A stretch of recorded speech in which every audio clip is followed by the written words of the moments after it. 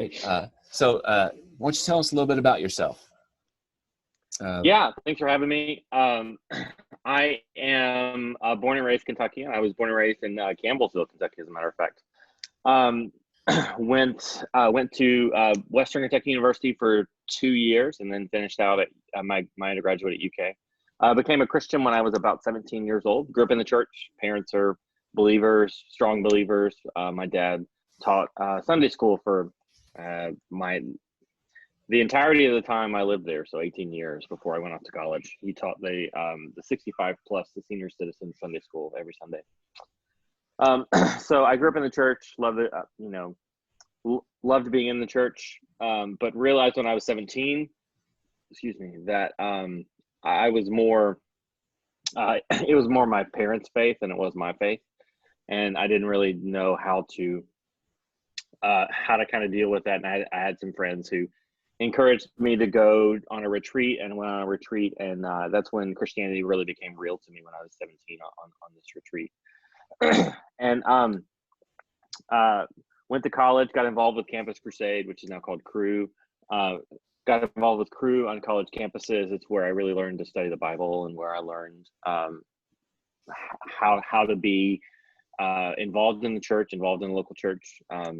Graduated from college in 2007, went to Southern Seminary in 2008, and I've never left. I didn't intend that. It's not because I'm still in school. We went there to study, thinking we'd go somewhere else, and did a master's there and did my PhD there. And I've just kind of stuck around. I got hired in 2014 as a philosophy professor, and I've been teaching philosophy and apologetics at Boyce College since 2014. Okay. I am married. I have 3 wonderful children: a 10-year-old daughter, 7-year-old son, and a 5-year-old daughter. And I've been married for almost 15 years. Yeah. So tell me how you became interested in philosophy and apologetics. Yeah. Give me your definition of apologetics.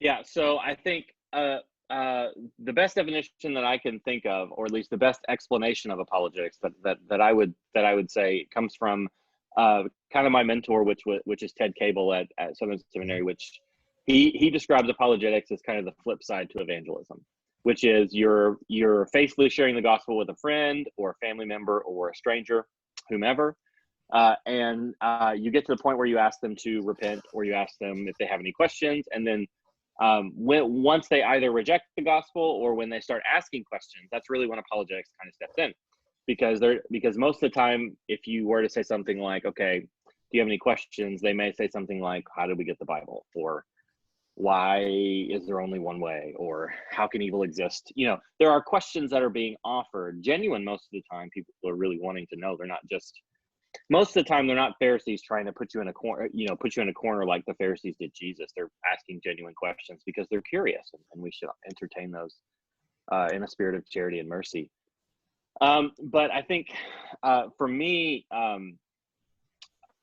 that's really what apologetics is. It is kind of the flip side to evangelism. It's trying as best we can to listen attentively and carefully to the questions that are being asked, the issues or roadblocks that they may have to Christian faith, and doing our level best, as best we can, to what we have and what we know, to defending the faith and trying to answer it. Or if we cannot, pointing them to individuals or to books or resources or ministries that can help them maybe search through some of the questions that they have. So that's really, honestly, if we're thinking about this, I try as best I can in my undergraduate, in my college classes, to try to take sometimes what seems like difficult concepts and really just distill them down into their basics.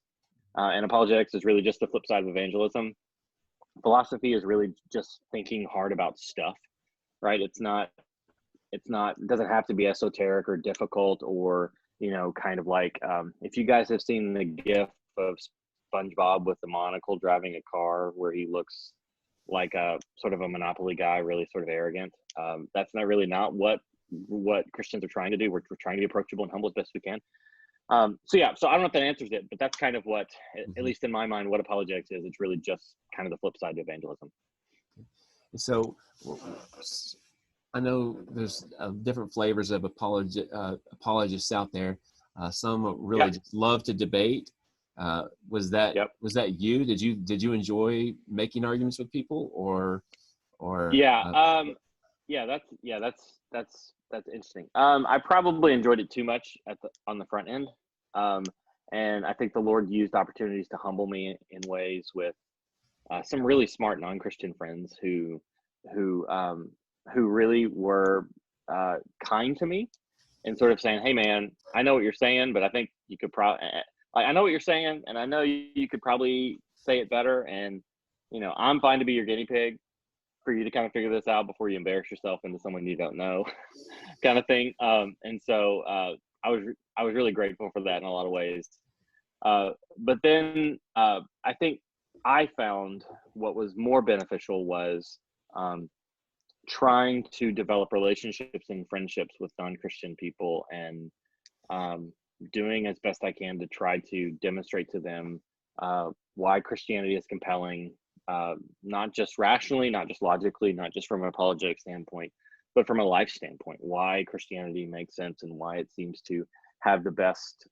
Francis Schaeffer describes it as like explanatory power, right? It has the ability to explain the world around us in a way that seems to be unique to other worldviews and ideas. And that was a really powerful discovery for me. And it was a really powerful realization to me to say, Christianity has this ability to kind of cohesively explain the world in a way that other worldviews just they seem to trip over their own feet in places that Christianity continues to sort of stumble, for sure, but not fall over.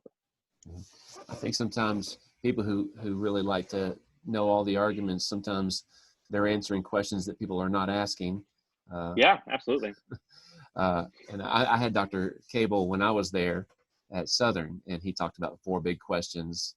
Where did we come from? What's wrong with the world? What's the solution to the world? And how's the world going to end? And those are pretty big, good questions, and sometimes Absolutely. people can make arguments about little small details that nobody cares about, but maybe it makes you feel smart to be able to regurgitate. Yeah, answers. absolutely. So absolutely. I think lots of people have that phase who love truth. And so, what kinds of categories do you think, in terms of, our kids are going to encounter people they're going to encounter more people who are hostile to the faith than their parents or grandparents. Yeah. And how do you sort out the approach to somebody who genuinely has skepticism and concern or doubts about Christianity versus the person who really just doesn't like Christianity or doesn't like Christians? Yeah, sure. How do you sort out your approach to each of those folks?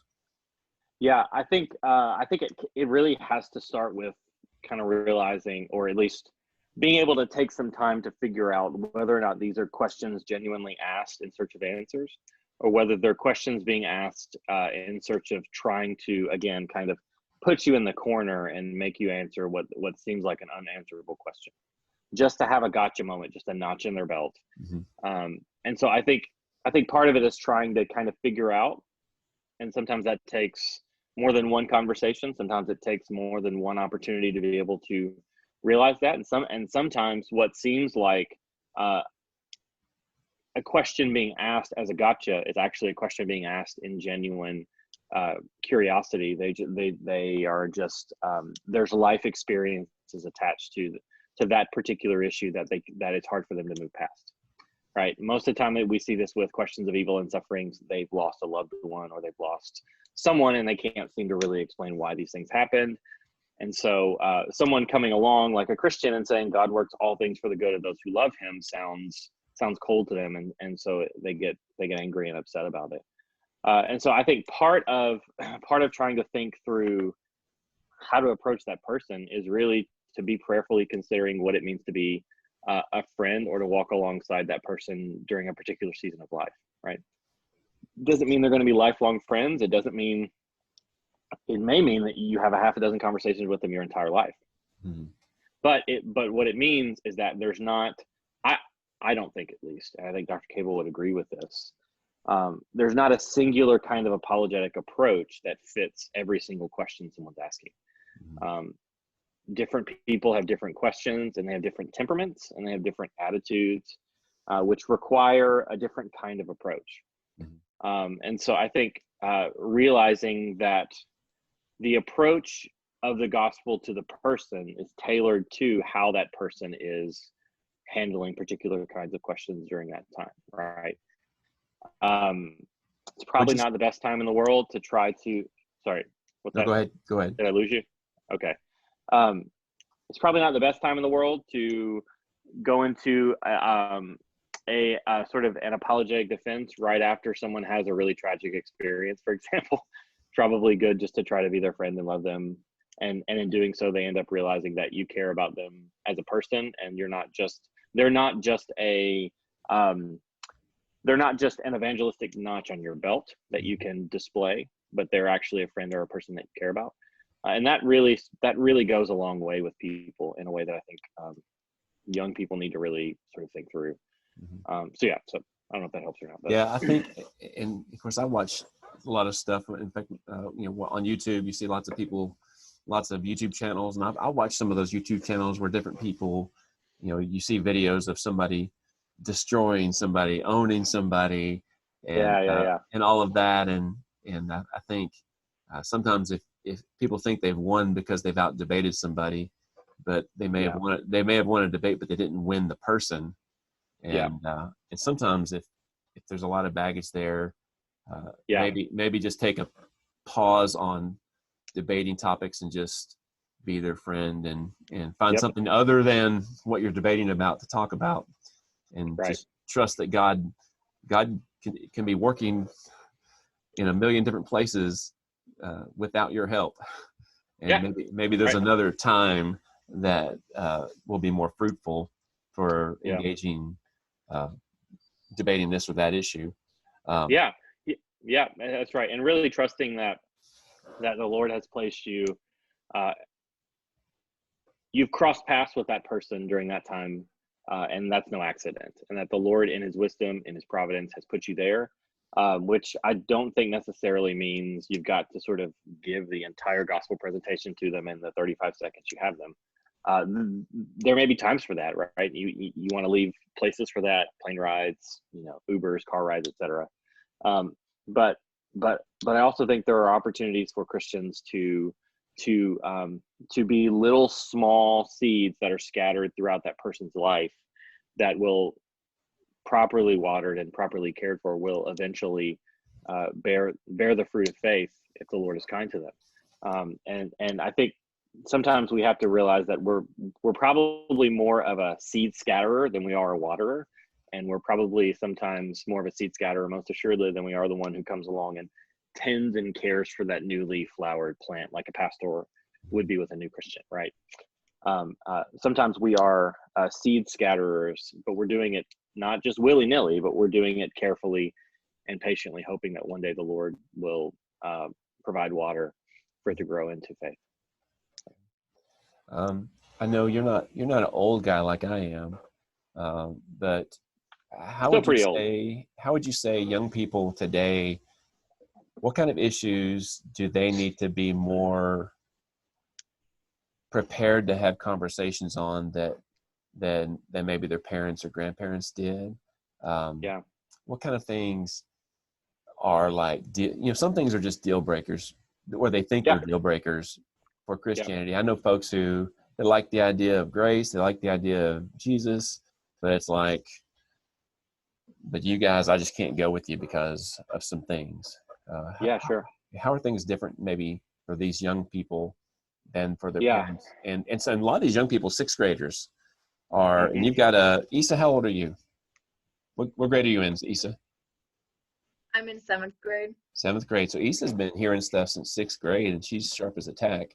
And so some of the things that they're hearing is very different than their parents and grandparents. So what kind of things do they need to be thinking about? Yeah, good question. I think one of the big things that I would encourage, really any Christian, but I think especially young Christians, is, and I tell my students this all the time, know the gospel frontwards, backwards, sideways, and upside down. know its relevance for all of life, which does not mean, right? And this should be an encouragement to you, and you should be able to breathe a sigh of relief.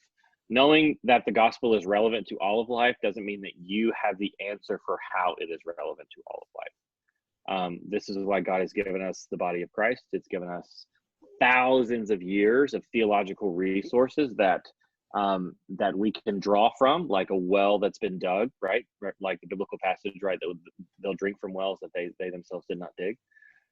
That's true of these particular kinds of questions, right? So the gospel is relevant to all of life. Jesus has come to seek and save the lost, and has come as to give life and life abundantly. And I think that would be one of the first things I would point anyone to, especially a sixth grader or seventh grader, or even younger if they're a believer, and to say, if you can know it, as in you have the ability to consider or think about how the gospel applies to your friends, then that's a start.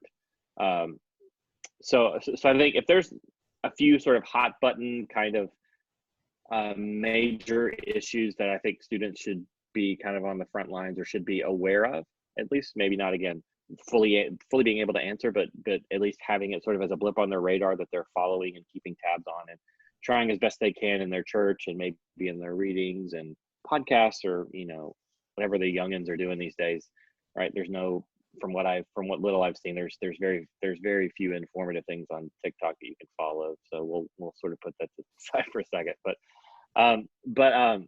but trying to think through kind of big questions. So I take a bit of a different approach to this than I think sometimes people who would be categorized as apologists would be, which is most of the time I think they're like, you should be able to sort of give 5-point answers to these 3 topics, or these 4 topics, or 3-point solutions to these 4 topics. I think that's helpful, but I also think I would want to press and encourage students, and I think this is what I know you're doing there, and I know others are doing, is to try to, as best they can, to think through what are the big questions being asked by culture and the big questions being asked by society.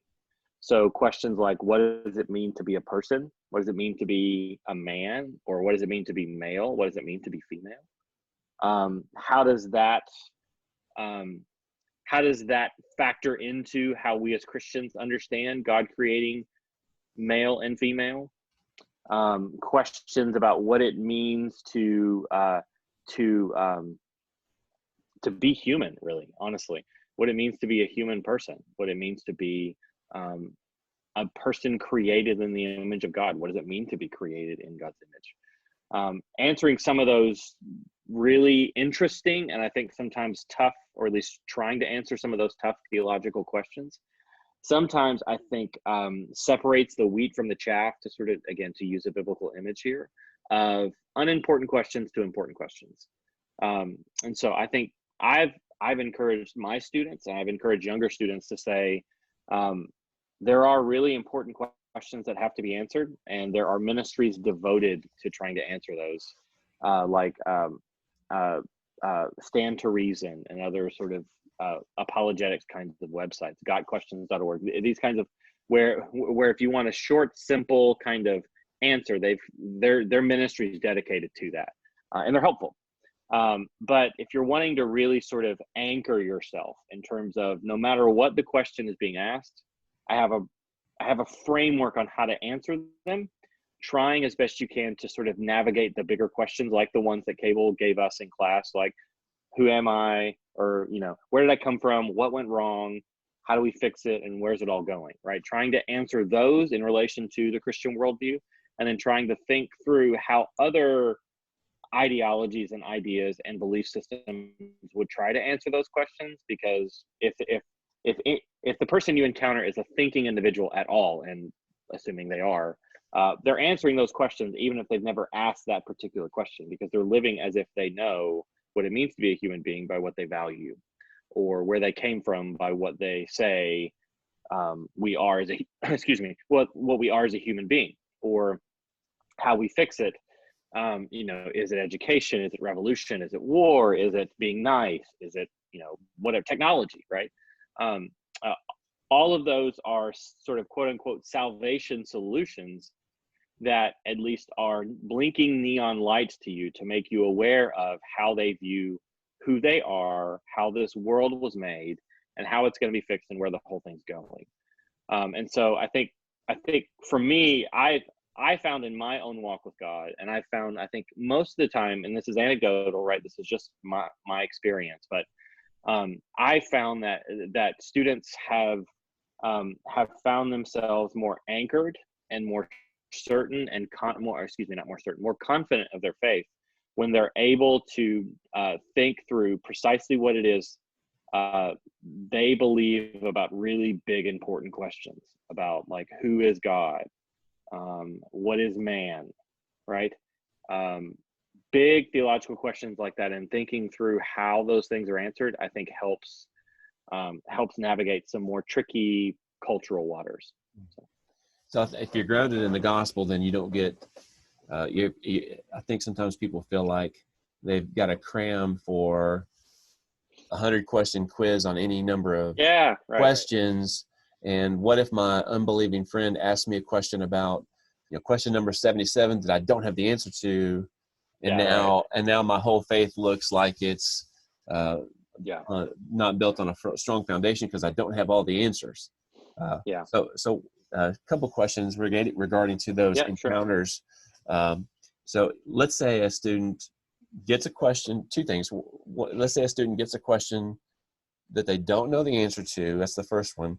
And secondly, what should a student's response be if they're on YouTube or in a class with a teacher, or maybe it's a professor someday, and they hear an argument against Christianity that seems really compelling in the moment? What's the right play there for them? Yeah. Well, I think to the first one, what should they do if they find themselves in a situation where they don't have an answer? And I'm going to give you 3 words that are going to change your life, that if you're willing to say them and say them well, you'll feel a lot of relief, and it's going to be okay to say them. Are you ready? Are you prepared? Are you prepared for this? Okay. Your life will be before Wednesday, April 15th, and after Wednesday, April 15th after this. Okay. You ready? I don't know. It's okay, right? We're not supposed to know all of the answers. We're supposed to point them to the one who has all the answers, or be willing to admit that we're limited individuals who can't hold encyclopedic knowledge in our brain, right? There's one and only Al Mohler in this universe, right? Or take your pick, right? There's one and one only individual who seems to be able just to sort of draw from a Rolodex of their brain answers, and that's okay. I became a Christian, like I said, when I was 17, so it's 18 years being a Christian. I'll let you do the math, let you know how old I am. But it's been 18 years I've been a Christian, and I found in my experience that I've actually garnered more respect from non-Christians by admitting my limitations than trying to find a way to answer something I don't have an answer to at the moment. And saying something along the lines of, you know what, man, that's a really good question. And I've thought about it, and I got to tell you, I don't really have a good answer right now.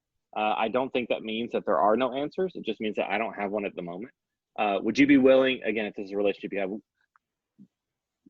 would you be willing to give me a week to kind of think about this? Or can we grab coffee in a couple weeks and I'll see if I can scrounge up some information, and then maybe we can revisit this question. You'd be surprised at how many individuals would be, if they're genuinely asking the question, they're down for that. They would want that because they asked the question. And so I think that has been an encouragement to me on the first question is, what do you do if you don't have an answer? You don't have an answer, and that's okay. It does not mean, and this leads a bit into the second question, right? And excuse me, and I experienced this my freshman year of college, as a matter of fact, the first semester of my freshman year.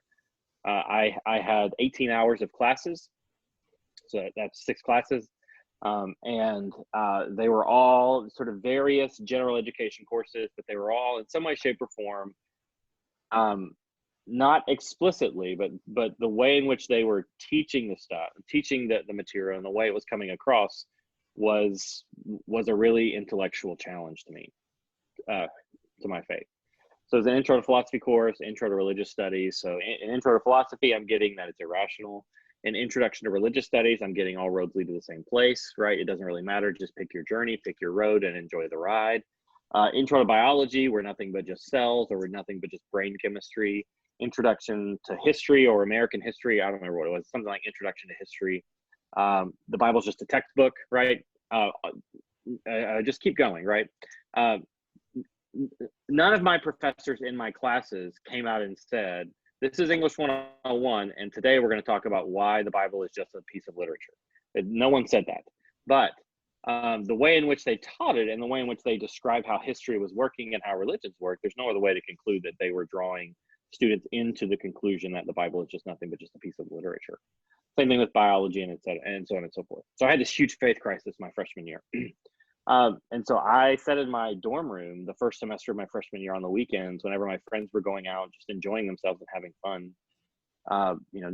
Nothing drastic or like, quote unquote college life. They were just like, I mean, I had nerdy friends. We went to like BW3s and watched sports, or we had like video game tournaments in somebody's house or dorm room. Like the typical kind of college life. I didn't experience that. Didn't want that. But I stayed in my dorm room and cried most weekends because I had just become a Christian the year prior, actually just a few months prior to leaving. And I knew that there were answers, but I didn't know where to look.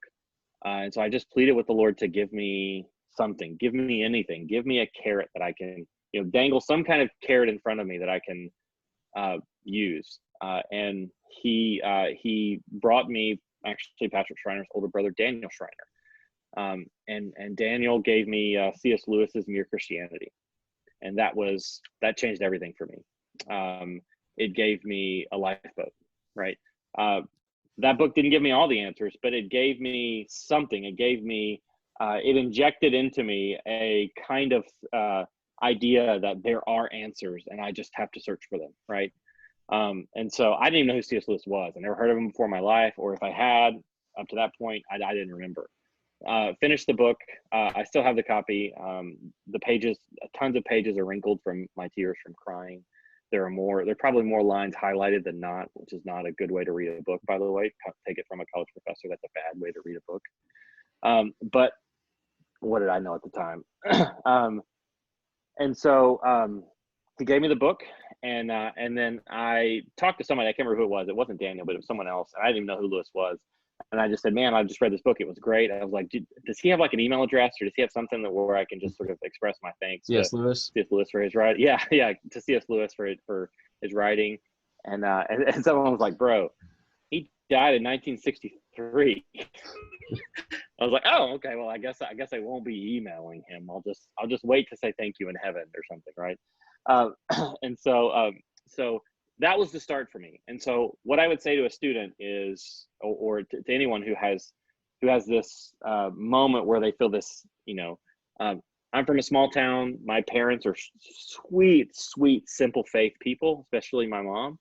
So she uses these sweet terms like, I just got to catch in my spirit, right? This sort of catch. I don't know if any of you all from small towns have ever heard that kind of phrase. I just got this catch in my spirit, right?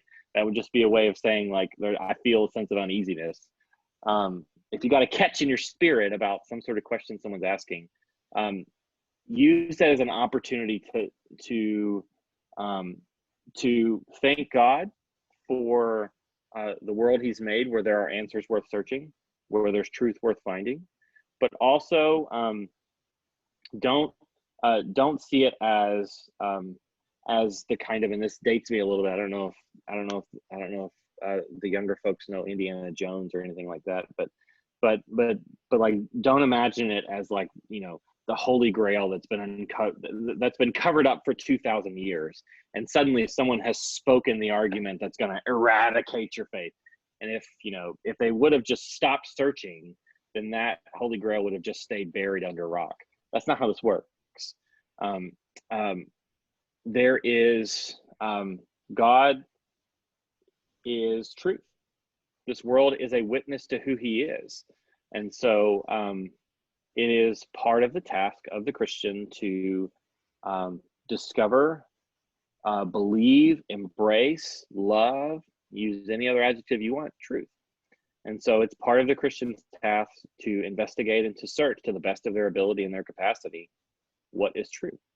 And so if there's something in a class or there's something that's being said that seems contrary to what Christianity believes, that doesn't mean that that's an argument that is going to sort of blow Christianity or sort of expose Christianity for all the falsity that it is. It just means you got to think a little harder about how it might square, it might fit into Christianity in a way that you initially don't imagine, right? But then upon further investigation and prayer and searching the scriptures, you see that it's actually more compatible than you thought. But yeah, I would see it as a recognition and a realization that you're a limited person. Embrace that. God's made you that way.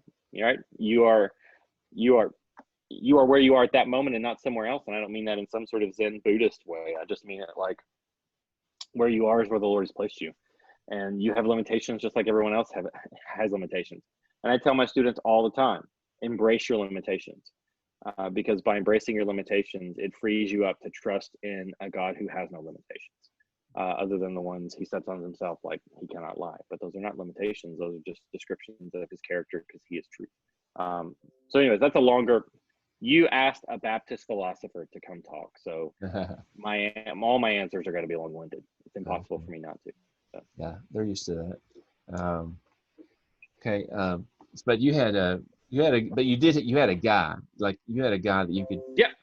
And so absolutely. One thing I said, I think just even last week, I said, you have ministers, get the rebuttal. I mean, if something's persuasive, I'm gonna try to shut down Dropbox so it'll stop dinging all the time. One thing I said last week was be careful when you really are open. When somebody gives a bad argument and you believe a bad argument, it says more about what's going on in your soul than anything.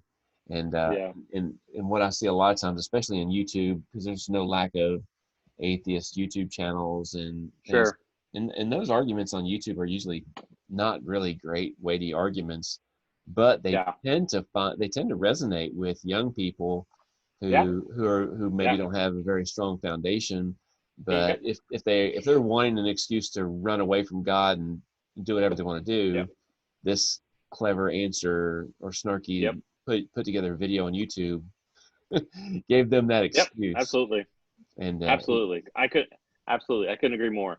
I don't think you can't put percentages on this, but more often, I think it's probably fair. More often than not, I think sometimes when people leave the faith because of some sort of intellectual argument, it's more often than not that there is another reason as to why they're wanting to leave the faith, and the intellectual argument is the easy exit rather than the more difficult exit, which is I don't want to ascribe to oftentimes the moral restrictions that Christianity places upon a person for their own good, because the love of Christ compels us into certain actions and not others.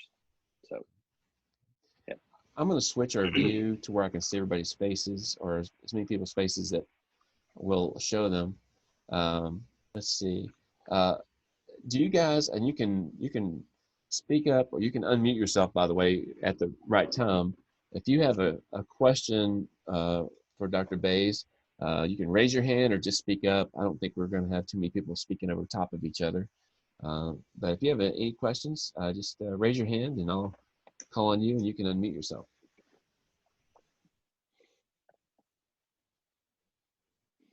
It doesn't have to be, it can be really general or. Yeah, I do this. So before my classes, I do this where I do like can ask anything and they ask anything. And so sometimes it's something really serious and sometimes it's like your most embarrassing moment, which since this is live on Facebook, I will not share. But so you can ask me anything. It can be related to this, or if there's something other pressing that you want to ask, it's okay with me. I know you're thinking, Issa. I beat you to it. Go, Issa, go. Chronicles of Narnia was written by C.S. Lewis. Yeah. So, yeah. Yeah, I love it. My kids love that book. Yeah. We are, or at least I should say, my 10-year-old. My 7-year-old son is incredibly uninterested in reading. But my 10-year-old is a voracious reader, voracious, and so she's made her way through the Narnia Chronicles, and so I've read them with her, not with my 7-year-old, and my 5-year-old daughter's a little more interested. My son just wants to basically play sports and read sports books. So if it's a book about like LeBron James or Stephen Curry or like Magic Johnson or something in basketball, then he'll do it. Beyond that, he's kind of out. So those are super fun though. I love them. Yeah. Good. I like whenever I was little, I had like this picture book of like the basic The Lion, the Witch, and the Wardrobe, and I remember my mother telling me, "Did you know that Aslan represents God, kind of in a way?" I was like so blown over that. Yeah. It's been really great. I'm glad you brought that up. It's been really great, especially with Maddie, right? Because my son listens to them, but he's kind of uninterested and he kind of does his own thing during it. But she loves Reepicheep. But I think it's just because it's a small mouse with a big personality, but she loves Reepicheep. But it's presented good opportunities to talk about things and to talk about certain character virtues and certain character vices that some of the characters in the story have, right? Whether it is Edmund's cowardice or Lucy's bravery or her, it is a great way to sort of help them see character actions you would like them to embody and ones that you would not, right? This is the great thing about great fiction, is they have characters you want to live up to, or you have characters you don't want to be, right? That's kind of why they're written. But it also allows you to have some really, really, really great conversations, especially Narnia, about the gospel. It's good. Thank you for that. Any other questions? I have a quick question. Yeah. And by the way, let me introduce Lauren to you. Lauren just announced today that she's going to Cedarville University nice next year. I have a ton of good friends who teach up there. So once you get up there, I'll tell you to avoid all of them.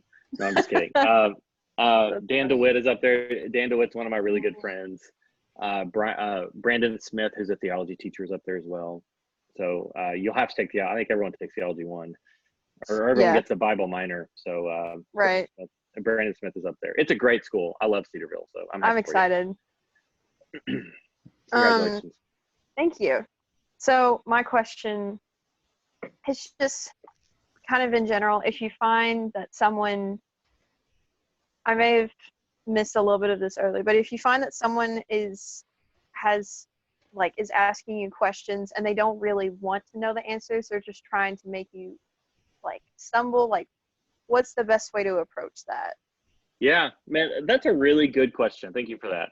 I think some of that is I think you'll have to consider what kind of relationship you have with that person, right? So so I think one example that I've given with that, and I always mess it up because I in my head I mess words up all the time, and I mess up all the time in my head. But Jesus is kind of example of kick the dust off your feet, right? Or kick the dust off your sandals and just continue on, kind of thing, right? That it's it might be the case that particular kind of conversation, right? Not the friendship or the person in general, but that particular kind of conversation may be one that is unproductive, and one that needs to be just kind of considered, where you just sort of say, hey, I appreciate you as a friend, or I appreciate you in a lot of ways, but you have to understand, I am a Christian, and I believe this with all of my heart, and I am more than happy to converse with you about my faith. I'm more than happy to try to answer any particular question that I can, and if I can't, give me some time and I'll try. But if you're only wanting to find a way to make me unbelieve what I know I'm going to believe, then I don't know if these conversations are going to be productive or fruitful for me. which I don't think that excuse me, I've had that conversation with friends who I still see, and I just sort of say, like, look, my offer of talking about Christianity is always on the table. It will never be off the table, because I'm a Christian and I cannot help but want to talk about the one who saved me and brought me into his kingdom. I have to, right? The love of Christ compels me. It's not that I have to, I want to, right? Mm-hmm. But you also have to be wise in how you allocate your time and with those kinds of conversations. So it may be the case that you go, listen, like, you know, I had a workout buddy that I did this with all the time. I'm like, look, we'll still go to the gym, we'll still go get pizza, we'll still do everything else, but I just want you to know I'm a Christian, and I have investigated to the best of my ability, and I'm fundamentally convinced of this, and I don't think there's anything that you're going to be able to. There's no gotcha question you're going to present to me that's going to make me change my mind, and that's not because I'm closed-minded or hard-headed. It's because I think I've come to an answer that I think is the best explanation for the world around us. I'm happy to hear any questions you have or any objections you have, provided those objections are good-natured and not just trying to tear me down or break me down, right? If they are, then I don't have a lot of time for that kind of conversation. Yeah. And I think that's okay to say. I don't think that makes you unloving. It doesn't make you impatient. In many ways, it demonstrates wisdom on your part to be able to demonstrate or to show what it means to have healthy conversations with people about this. And even Jesus himself was willing to, tell those who followed him to shake the sand off. I always mess up the picture, but to shake the sand, to shake the dust off your feet and move on to the next town. And I think that's a decent enough comparison here to say to someone like that. Does that help? Yes, Good. definitely. Thank you. Good. Yeah, absolutely. So when you transfer to Boyce after you're unsatisfied with Cedarville, I'll let you know more once you have me in class. Okay. I'm just kidding. I really am happy for you. I love Cedarville. Thank you. I think some of the questions that I think 20, 30 years ago, I think the cynical, hostile questions were more generally like, you don't really believe that. I mean, yeah, you're not smart people don't really believe that. And today, I think students deal with that a little bit, but now I think they deal with, well, loving people really don't believe that. Like, yes. If you believe what Christians believe, you've got to be dumb or hateful. And that's right. And I think it's almost easier, 30 years ago to deal with the questions of, well, you must be dumb to believe what you believe, is a little bit easier to handle than you must be an unloving person to believe what you believe. How do you handle that? Yeah. The conversation has shifted, hasn't it? It's gone from you are, I don't know, like you're a country bumpkin if you believe this, or you haven't thought long and hard enough about it, or have you read this Richard Dawkins book or something like that. But now it's far more like it's less about arguments and more about emotion, right? It is, people are angry that you genuinely believe this. They're angry at you, and they're angry at people who would believe this. They're more likely to ostracize, right? They're more likely to sort of take you and put you in a camp, in a category that is sort of like an untouchable. They just sort of take their hands off and kind of walk away because you you believe that Jesus is the way, the truth, and the life, and that no one can come to the Father but through him. And so I think part of the trickier part with some of this is, I think I've seen, at least in my experience, some of the more powerful ways that people become less and less convinced of that kind of argument is to spend time with Christians and to spend time with other Christians, either in a community, in a church setting, in a youth group. It's a great place to do that. It's an excellent place to do that, right? To bring non-Christian friends. I can't tell you how many times I did that. Even before I was a Christian, I would bring my non-Christian friends, and they found it a place where they started to sort of immediately kind of go, okay, right? maybe Christians are not exactly the kind of, you know, Mm-hmm. backwatered, arrogant sort of, you know, idiots that I thought they were. I still don't agree with them, but I don't think they're as silly as I imagine them to be. It's funny So how I think, go ahead. it's funny how people who never go to church are experts on church people. And, Right? Yeah. And I remember, you know, It's a good way to put that. having lunch with somebody, or, you know, a teenager. This is a long, long time ago, and well, you know, Christians are this and Christians are that. And I said, well, who are the 5 closest Christian friends you Yeah. know? Well, they didn't really have any close Christian friends. It was Right. just, you know, they're believing what somebody says on YouTube or otherwise, or Yeah. a meme online about, Yeah. you know, so it's you know, you can be, Yeah. if their assumption is Christians must be hateful, then be the most loving person that they've ever met, and really mess with their head. Yep.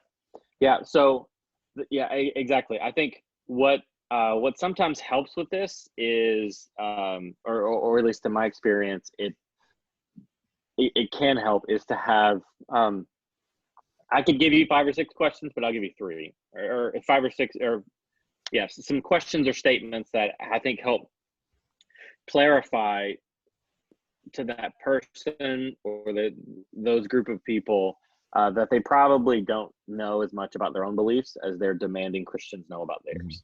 Mm-hmm. And if they place the same kind of burden on their beliefs that they're expecting us to have, I don't know. I don't know if they would feel as confident in what they believe as they say they do. There's a burden they're expecting Christians to meet that they themselves often don't meet, and it seems a bit unfair and inconsistent. But a couple questions that I think help clarify this. You probably have friends, family members, you know, acquaintances that'll make outlandish statements about Christianity, right? That it's immoral or whatever, or that it's ridiculous or what have you. One of the best ways to help them see, or at least to force them or make them answer their own questions or their own statements, is just go, what do you mean by that? So they say, well, you know, Christianity is just a bunch of hogwash. Really? What do you mean by that? Like, it's hogwash how? Right? Make them defend their own outlandish claim. Right? If they're gonna say that Christianity is making outlandish claims by making an outlandish claim, make them defend it. Yeah. And make them defend it by a very simple, unassuming, right? Not like a, what do you mean by that? Right? Like, don't do that, but like a very simple, calm, patient, interesting. What do you mean by that? Right? And then if they, you know, say something again, they'll probably say another one-liner or two. Can you tell me more about what do you mean by this? Right? So that's one, just asking them the question, what do you mean by that? And then letting them talk, giving them the space to sort of answer their own question. I think another thing that you could do is you could say, can you give me an example, right? If they were to say something like, and this sounds very teachery, I know, I'm sorry, but I can't help it, it's what I am, right? But if they say something like, you know, religion just, you know, organized religion just destroys the world or whatever, can you give me an example of how it does? Right? I don't want to take that claim as if it's 2 + 2 is 4. How? Can you give me an example of what you mean by that? Right? And then trying as best you can, and this engenders a lot of trust in the person, to restate what they believe in your own words in a way that would be faithful to what they believe. And it's sort of best formulated by saying something like, so I think what you're saying is da da da, right? So I think what you're trying to say is, and if it's not, correct me, but I think what you're trying to say is X, Y, Z. And if they go, yeah, then that at least gives you a place to start to say, okay, well, we still disagree about this, but at least I know where you stand. And at the very least, it takes away, or it doesn't always, but it can take away some of the really deeply charged emotions that come with this. And it should, right? We should have a sense of our adrenaline should be going in some ways because we're defending something very important. But that shouldn't give us an opportunity to not think clearly or to not speak with patience and charity with those that we find ourselves around. Yeah. I don't know if that helps or not, or if that kind of answered what you're saying, but yeah. It's helpful. Matthew Pettigrew's a great guy at our church. He loves apologetics, and he tells us a lot of times you're not required to do their homework, and I think sometimes exactly. they have one or two talking points just enough to put you on your heels, but they really don't have anything more than those two questions to make you dance. That's right. I think another good question is That's right. is sometimes just ask them, so what do you think I believe? Because sometimes if you let them just explain in detail what they think you believe, you might at the end of the answer say, you know what, I don't believe that. I don't believe in that God either. Exactly right. And so sometimes you could waste I've a lot had of that time. exact conversation before. That's exactly right. You can waste a lot of time debating something that that you're not even agreeing on what you're talking about. That's exactly right. I've had that exact conversation with someone before to say, okay, what is it you think that I feel like we're talking past one another? What is it that you think I believe as a Christian? And then you sort of come to the end of it and go, that's not what I believe at all, and that's not what Christians do believe. So, anyways, yeah. And most of what they've learned about Christianity is from people who are hostile to Christianity, and so they've got a caricature to begin with, and so sometimes you've got to do some work on that just to make sure you're actually saying the same thing. That's right. Before we let you go, do you have any what books do you recommend for young people wanting to be? The one book our students are probably the newest book they're probably familiar with, at least our older ones. They went through Confronting Christianity by Rebecca McLaughlin. That's a great book. Summer, and that's a great book. I'm chomping at the bit to get. She's got a second version of that for 11 to 14-year-olds, and I want it to be done last week. Because I think she's very sharp. She's a very sharp writer, very sharp thinker. That's a great book. I think we need more books written for young people. I think you're right. So pastors are reading books and trying to spoon feed kids, but we need books written to them. Yeah, and hopefully. Yeah, I agree. Hopefully that'll be a great one. What other books do you have in mind? Yeah. A couple of resources I think that just sort of immediately pop in my head would be there's a book called Gospel-Centered Apologetics. Or no, I'm sorry. It's called Apologetics at the Cross. Excuse me. It's by two individuals, Joshua Chatraw, Chatraw, and the other one is escaping me at the moment. I want to say Mark Allen, but that doesn't sound right. I can't remember the gentleman's last name. I just remember the first one. Apologetics at the Cross is a really excellent book. Gregory Kukul, I think Kukul, I can never say his last name, the Stand to Reason gentleman. He has a book called Tactics, which is a really good book as well. Nancy Pearcey's, it's bigger. Nancy Pearcey's Total Truth is pretty good as well. I'm trying to think.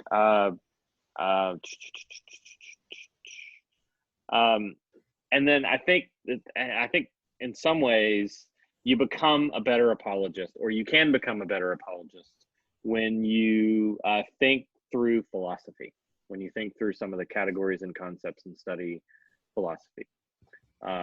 And so I know that's been my own personal experience, but I know that's been the experience of other individuals as well.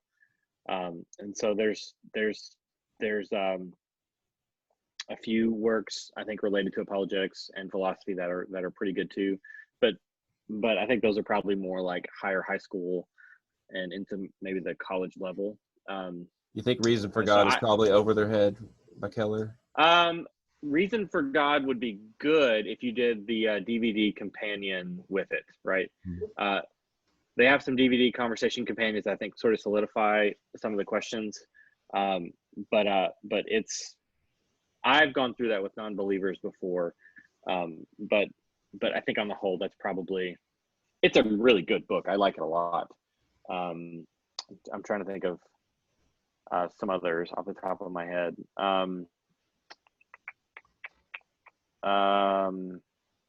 James Sire has a couple of good books that are on kind of worldview stuff. James Sire has a book called Naming the Elephant. Sire, Sire, Naming the Elephant. The Universe Next Door, which is a really classical worldview textbook. I'd probably start there, and then do what I tell my students to do. Mine the footnotes, not mind, M-I-N-D, mine like M-I-N-E, like you're digging, like dig through the footnotes and dig through the bibliographies for other books to read. Because most likely, if they're citing those sources, then they're probably helpful sources, and you could see them as beneficial kind of texts. So I start there.